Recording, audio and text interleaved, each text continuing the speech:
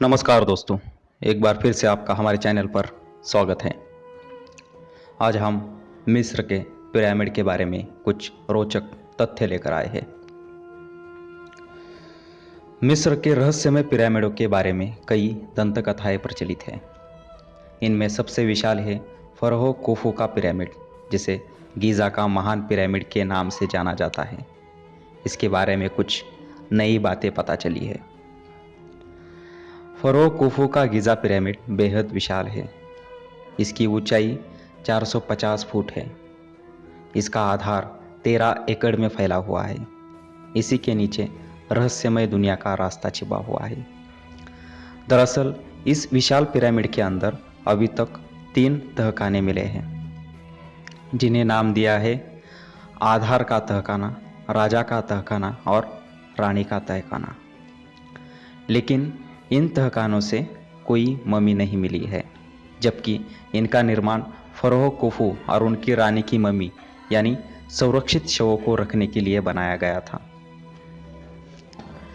इससे यह आशंका प्रकट होती है कि राजा रानी के शवों को कहीं और सुरक्षित रखा गया है, जिसकी तलाश अभी तक नहीं हो पाई है। पिरामिड के नीचे कई सुरंगें। जी हाँ, मिस्र के बारे में शोध करने वाले डॉक्टर एंड्रू कॉलिंस के मुताबिक गीज़ा के विशाल पिरामिड के नीचे सुरंगों, गुफाओं और मानव निर्मित कक्षों का जाल फैला हुआ है। इसके नीचे एक पूरी रहस्यमय दुनिया है, जिसके बारे में अभी हम कुछ नहीं जानते। इस पिरामिड के निर्माण में 20 साल लगे थे। शायद इस दौरान ही इस इलाके में मौजूद प्राकृतिक गुफाओं, सुरंगों को जोड़कर एक अलग व्यवस्था की तैयारी की गई। शोधकर्ता डॉक्टर कॉलिंस ने पाया कि महान पिरामिड के प्रवेश द्वार के नीचे गुप्त सुरंग है। हालांकि इसके बारे में विस्तार से शोध अभी बाकी है। डॉक्टर कॉलिंस को इन गुप्त सुरंगों के बारे में ब्रिटिश राजनयिक शोधकर्ता हेनरी सॉल्ट के शोध पत्रों से पता चला, जिन्होंने 1817 में गीज़ा के पिरामिड के नीचे की सुरंगों के बारे में पड़ताल की थी। डॉक्टर कॉलिंस ने पिरामिडों के नीचे रहस्यमय दुनिया की अपनी थ्योरी पर एक किताब बेनेथ द पिरामिड्स भी लिखी है। बेहद खतरनाक है पिरामिड के नीचे की दुनिया। डॉक्टर कॉलिंस ने बताया है कि पिरामिडों के नीचे के रहस्य को जानना इतना आसान भी नहीं है।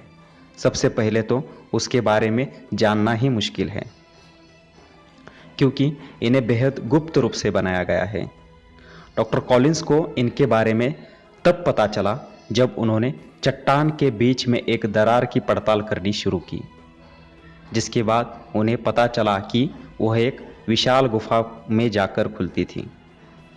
शोधकर्ता ने बताया कि वहां तक पहुंचना इतना आसान नहीं है, क्योंकि इस तरह के रास्ते अनजाने गड्ढों से भरे होते हैं, जिसमें कभी भी कोई गिरकर प्राण गंवा सकता है।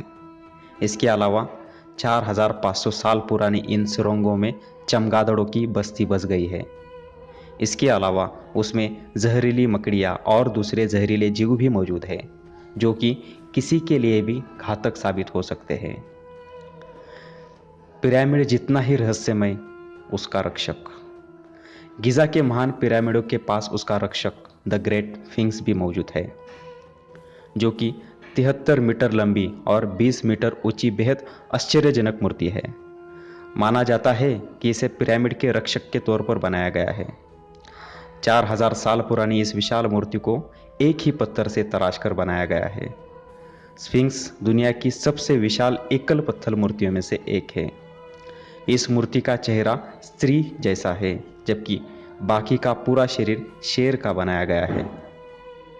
स्फिंक्स मिस्र के प्राचीन शासकों यानी महान फरोह के मकबरे के रक्षक के तौर पर जाना जाता है, लेकिन इसकी मूर्ति भी अपने मालिक फरोह के पिरामिड से कम आश्चर्यजनक नहीं है।